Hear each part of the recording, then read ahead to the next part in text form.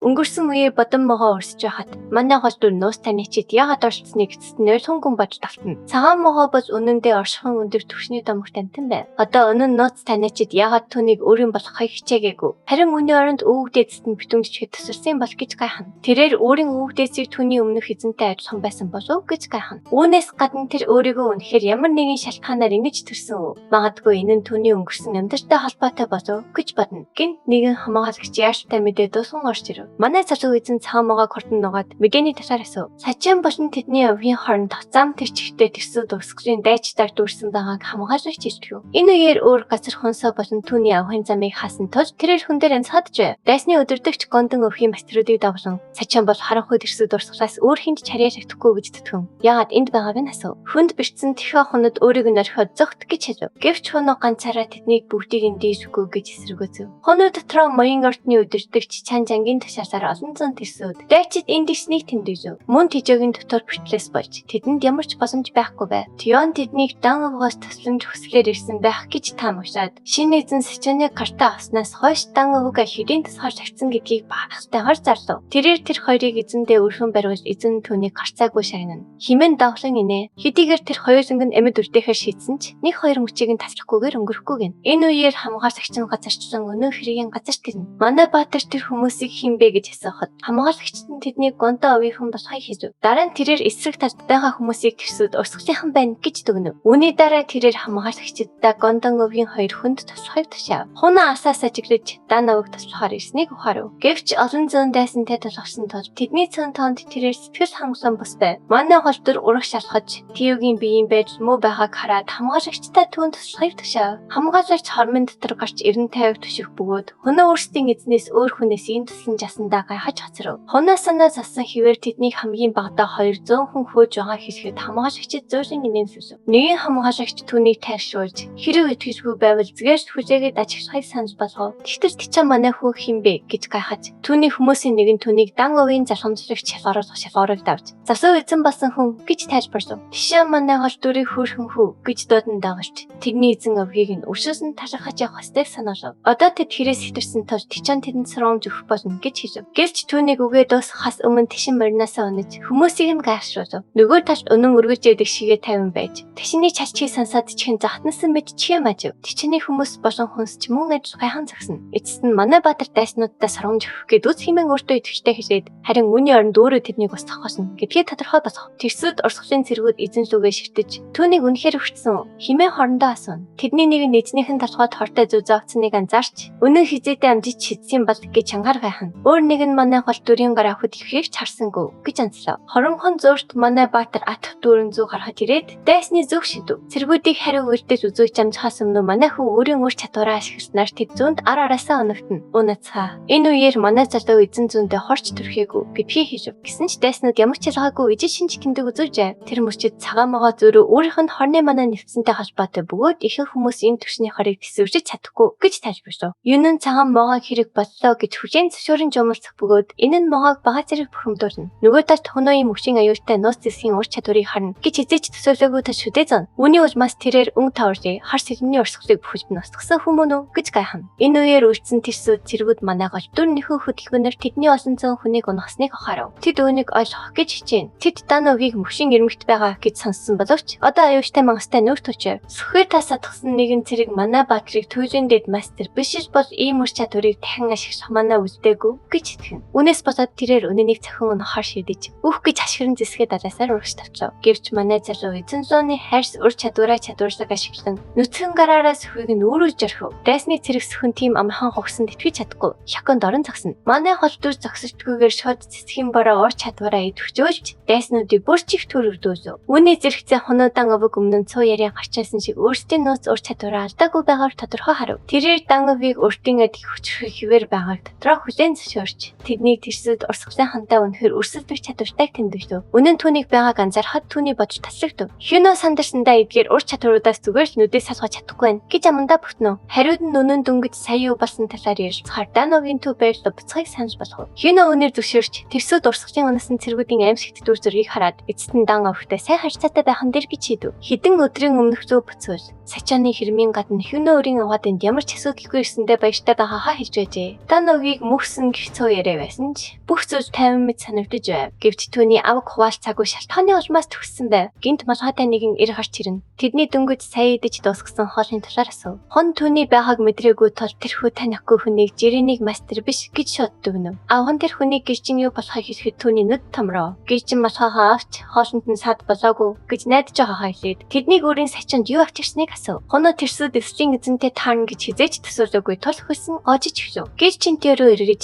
түүний зэрэг зиндааны хүнийг энгийн нэг зараалт явуулахгүйг тэмдэглээд тэдний эсэлтэй ямар хэрэгээр явж байгааг асуув. Нөгөө талаас таяа тэдэнд харахой тэрсүүд эсэлтэй ямар ч хэрэг байхгүй гэж хүүднээр хариулаад гэрчин яагаад энд ганцаараа байгааг асуув. Гэрчин тэгвэл түүнийг ганцаараа байвал ялж чадна гэж бодож байгаа эсхийг гайхав. Тахаа өөрийгөө гэрчиний наснаас 2 дахин ах гэдгээд урдан байгаа зэрэг стрессцэн ч гэрчин зүгээр ч өөрт нь хүнд төж үзэж бодтой байгаа эсхийг асуув. Түүнийг авраа гарахад тахаа мастеруудын талаанд татаад манай хинжээ маш чухал байдгийг мэдээдв. Дараа нь тэр бэлчнийг гондон өвхийн ур чадваруудын эсрэг зөксөж чадна гэж итгэж байгаа эсхийг асуув. Энэ үеэр аав нь өдөөцнийг харсан хүн гайхаж тулаан нэвшлэх гэж гинөө химээ сандарна. Тэр мөчид гэрчин тавих зантай гэж дуудав. Тэрээр 10 жилийн өмнө бүсэд агуудыг бүгдийг нь устгснаа сануулад гондон овог одоо хүртэл оршин тогтнож байгаа царийн ганц шалтгаан нь цачаагаас хол байсныг гэж мэдэгдэв. Дараа нь гэрчин хэрэг таяа бодит байдлыг хүлээн зөвшөөрөхөөс тосцсон хിവэр байвал түүн дээр ирж хідэн нэг солилцож болно гэдгийг дуртаад татав. Хинөө шууд тавих тайвшруулахыг хичээсэн ч түүний аваг. Тэр зүгээр орхиод явж чадсангүй. Тиймээс гэрчинд хариу захиж дөгч. Тулааны урдынхаа хүчийг харуулах шийдэн бас ирв. Одоо цагт түүнээр түүний мэл авах садан холбооны ларттай хэрхэн халд төрсцнийг ийхүү тайлбарч байна. Гэвч өнөнгийн хувьд энэ нь зүгээр нэг энгийн тулаан шиг санагдсангүй. Хүнүүд дараа нь тэдний хөөсөн гэдгийг нэмж хэлээд гэрчээ үнэхээр аимшигтай байсан хэмээн дурсав. Тэдний халд тулаан хүнөөгийн нүд гүйцэнгүү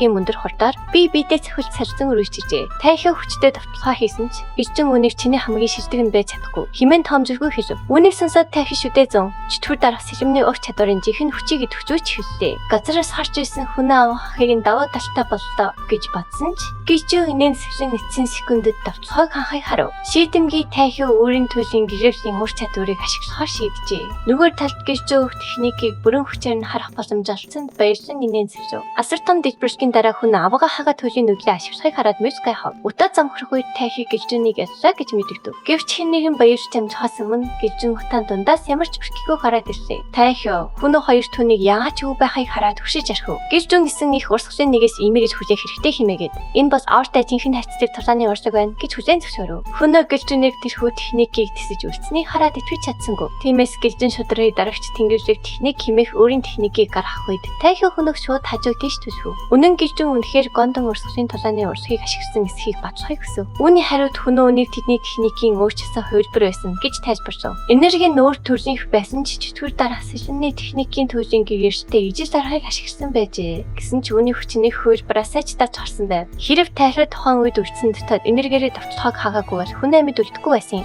Үүний дараа манай Баатар тайхыг даван туулах чадварын мастер байсныг санаж гүн бодол тавьдаг. Гэвч үүнээс ч илүү цочирдмаар нь гэржүү техникийг ганцхан удаа хараад сурч өөрчлөсөн бөгөөд энэ нь тэрээр ганцхан тулаанд гаргууд мастерын тулааны урлагийг ойлгож чадсан гэсэн үг юм. Дараа нь хүн харах хосром. Манай хүүд авах хатаага энд ямар нэгэн шалтгаанаар ирсэн гэдгээ хэлв. Тэрээр ирэх урсгалуудын талаанд өөрийн урсгалдаа дан овын дэмжлэгийг хүнд биштэйгээр хүсв. Дараа нь тэрээр шингэнд төвлөрөх зэслэгт хүчин болгож чөтгөрийн шитлэгийн талаар ирв. Өмнө нь чөтгөрийн шитлэг нь эсэн их урсгал болон тулааны ертөнцийн бүх ховийг нэгэн зэрэг эсэргүүцэх хангалттай хүчтэй байжээ. Олон зүйл өөрчлөгдсөн ч зөв шулуун урсгалын хан тэднийг хизээч хязгаарч чадаагүй. Шалтгаан нь тос шитлэг бүхэлдээ зөвхөн нэг хүний буюу чөтгөрийн шитлэгийн өдөр төчийн тушаалыг дагдаг туршин. Цаг хугацаа өнгөрөхөд шитлэгийн өдөр төчийн хөөжүүнэг гарч ирсэн нь хүсэл байдал өөрчлөгдсөн юм. Тэрээр тэнгэрсэг талаанч биеийнхээ ачаар олон дагаж бичдийг татсан бөгөөд улмаарч үнэг дагалдагчдын хамт шитлэгийг орхон уудам тэнгэрийн чөтгөрүүд хэмэх шин бүлгийг байгуулжээ. Ингэснээр өнгөшлөг дотроо фактуудад хуваагдахгүй ахай. Хүнөө одоо олон чадварлаг дайчид жөнөгтэй хамт явсан тул чөтгөрийн шитлэгдөө цэхэлдэх хамгийн сайн боломж гэж тайлбарлав. Гэвч тэдний гол сад бол харахуй садан холбоо юм. Хэрэг дайчид нь байхгүй хойгоор холбооныхон гондон урсгалаар дайруулж асуудал үүснэ. Тэрээр манай залуул ордын хүчийг хараад холбоог өөрсдийн урсгалаас хол байлгаж чадна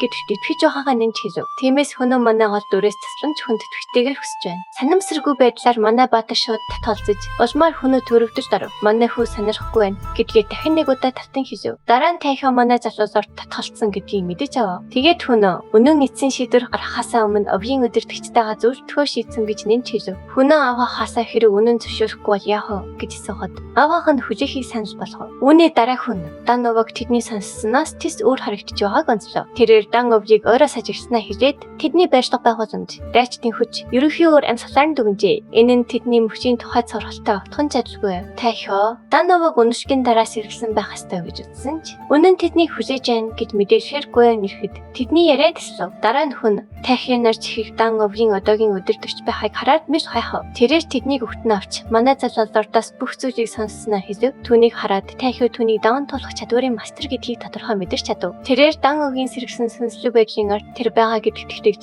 Дановыг эцэст нь өөртөө хүч чадлаа эргүүлэн олж авчээ гэж дүгнэв. Сонсны дараа хүн урсгалтсан хэрэгтэй байгааг тайлбарлаж шодрооч Иганы нэг хэсэг болохын хувьд холбоо олонч төрийн хүчний эсрэг тэмцэлд Дановаас тусламж хүсэж байна гэжээ. Түр засарчсны дараа жихий хүүгээсээ шийдвэр нь өөрчлөгдөхөө хിവэр байгаа эсхийг асуув. Манай Баатар бодол нь хിവэрэ байгааг ичлэхэд хүн шалтгааныг нь асууж хэрэг тэд одоо хөдөлгөө болж төрийн шидлэг дэшид ихэнд эмгэг зам бараагүй байдал авчирна гэж нэмж хэлв. Манай хүүч төрийн шүтрийн талаар санал нэг байгаа ч холбооны асуудал бол өөр хэрэг гэж тайлбарлав. Тэрээр холбоог сачааны ард түмэнд хор хөнөөр учруулж байхыг хизээж харж байгаагүй гэж мэдэгдэв. Тэд хамгаалалт үзүүлсний төлбөр авдарч тэр мөнгөө зөв шулуун урсгалынхны адил зөв зохистой зарцуулахаар ашигладаг байжээ. Товчондоо холбоо руу халтах ямар ч шалтгаан байхгүй. Манай Баатар шудрах Иганы хэсэг багт хоёр хатаа ноцтой болов. Тэрээр харанхуй садан холбоо бусад зөв шулуун урсгалуудыг ярьж уудан тэнгэрийн чөтгөрүүд тэдний обогтууд арих үед зөв урсгалынхнаас хинч туслахаар гарч ирээгүй тайлбарлав. Тэрээр хүн бүр гэр бүл урсгалаа бүх зүйлээс дээгүүр тавьдаг гэдгийг ойлгож байна. Гэвч чөтгөрийн шитлэгийг шалтгаан болгон ашиглаж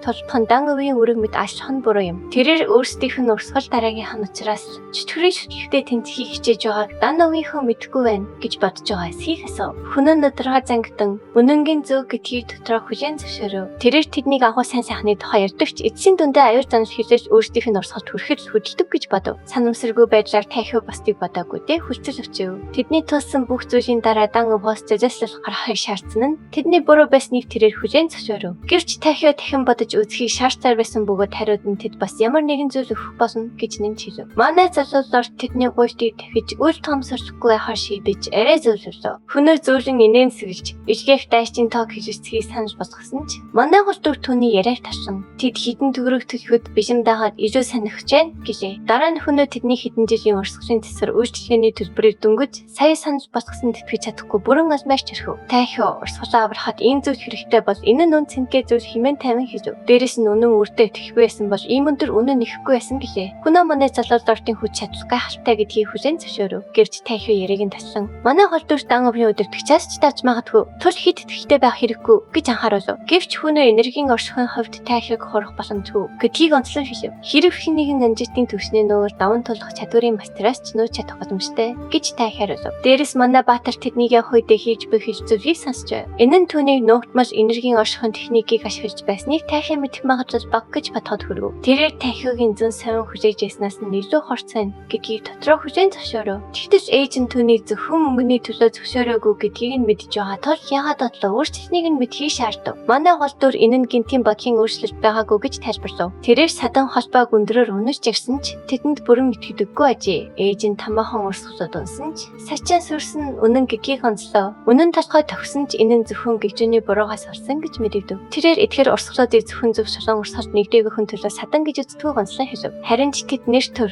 шудрагснаас илүү хувийн ашиг сонирхлыг өртөж болгодог тугаан. Тиймээс тэд дээрэмчдээс ялгаагүй. Гэлжин одоогийн байдлаар садан урсгалуудыг барьж байгаа ч өрсөлж бичээ устгах нь тэдний өвд чанар юм. Хэрэг гэлжин алга болбол садан урсгалууд сачааны бүрмөсөн устгах болно. Жихий үүнийг хүлээн зөвшөөрөөд дараа нь өнөөс түүний төлөвлөгөөний талаар асуув. Манай Баатар холбоог хойд зөврөө явах тухай бодоцоогүй байлахаар төлөвлөжийн хэмээн жуумалсан хэлв. Гэвч ээж нь тэдний садуулхан тэдний авагт хитрхи хатсан хэрэг биш үү гэж ирвэцв. Тэгтэл манай голдуур тэднийг дотроос нь ганхуулахаар төлөвлөж байгаагаа илчилв. Жихий түүнийг явах гэж байгааг мэдээд зочирдов. Тэдний төв байр руу шууд очих нутгатай гэдгийг тэр бүсгүй хүлээн зөвшөөрнө. Манай залуу түүнийг тайвшруулж тэдний урилгыг ашиглан сачааны найранд орцохоо хэлжээ. Өмнөхөөсөө ялгаатай нэнхүү найруудаа залуу үеийнхний дондох тэнцэн болон өөрчлөгдөжээ. Тиймээс манай залуу эзэнтэн тэдний жинхэнэ төрхийг ажиглахаар найранд очихоо шийддэг. Хэрэг тэднийг хэрцгий. Бузар муу гэж үзэл бүгдийг нь устгах болно. Энэ үеэр Данговын гаднах тэрэгэн дотор чон авганд үнэн хөрөндөө бодлохгүй үйлдэл хийхгүй байхыг зөвлөнө. Овгийн нэрээдүй түүний үйлдэл бүрээс шалтгаална гэдгийг тэр сануулв. Үнэн авахтаа юу ч болсон үнэнгийг өөрийн болохын тулд чадах бүхнээ хийн гэж инээмсэглэн хэлв. Жон Тиоте мэдлээд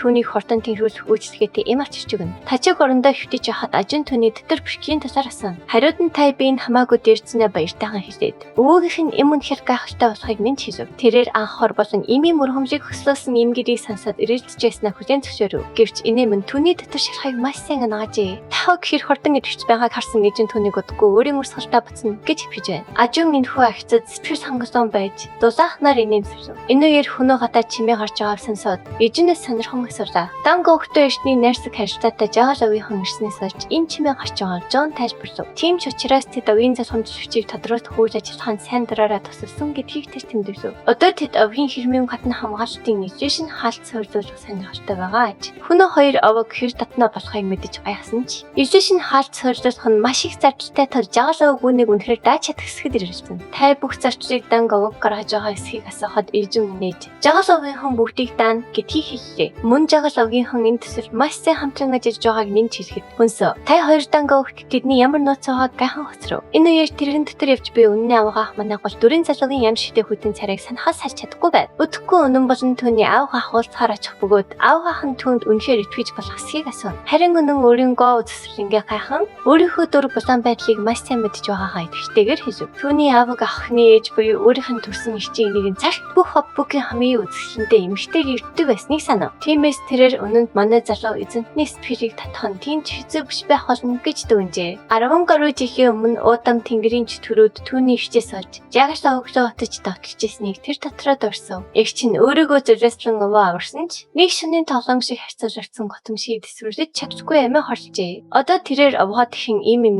кавчтай толохгүй байхыг өөртөө амарч байна. Хэрэг үнэн манайх бол дүртэй харьцаа тогтоол жагал овогтан говийн дэмжигээр амьд үлдэж чадна гэж тэр итгэдэг. Овгийн ирээдүйг түүнээс шалтгаалах тул тэрээр дотроо өнөөний төсөө залбирч байлаа. Тэдний өмнөх хаалганыг дэж жихий тэрнтэй мэдлэн засгомжлагч тодруулах үед жагал овгийн инфляшн талбар том өргөө зэтгсэнийг сонссноо дуртаж байна. Үнэн болон түүний авах ах хоёр жихийг анхудаа харж байгаадаа гайхаж хацрав. Жихий хамгаалалтын инфляшн хаалт суурьлуулах сонирхлын талаар баяртайхан ярилцсан. Чончин манай залуу эзэнтний ээж нь үнэхээр мөн эсэхэд ирэлцэж гайхна. Тэрээр манай залуу ээжигээ дуурайсан байх ёстой гэж дотроо боддог. Тэр даруй чихтэй мэдчилж Данговог шинэ өдөртөгчтэй болсны мэдээгүүдээ хүрцэл өчөв. Гэвч жихий таймнаар үнийг үлтэн өөрийг нь томлогдох үед жаалгын байцаагүй байсныг тайлбарлав. Дараа нь тэрээр урт аяллаа дараа амар хоёр тэрэн зөвсгөд чончин түүнд чин сэтгэлээсээ талархлаа. Жихий чончинтэй хамт байгаа хүн хэн болохыг асуухад тэрээр Данговтай Юсубат бүх харилцаа тогтоох найдлага өөрсөн гэсэн түүний нагц дүү гэлээ. Тэрээр зэд үгэж ихтэй мэдлэхийг хүсгэд өнөө манай гал дүрийг хараад зүрх нь хүчтэй цохиж нүүр нуулаажээ. Тэрээр хэрхэн энэ царайлаг хүн байж болохыг гайхаж түүнийг төгс нөхөр болно гэж хортон дүгнөв. Чон сандарсандаа түүний нэрийг шивнэн дуудаж өмнөнийг бодит байж навчрав. Тэрээр бүхий мэдчилж өөрийгөө танилцуулаад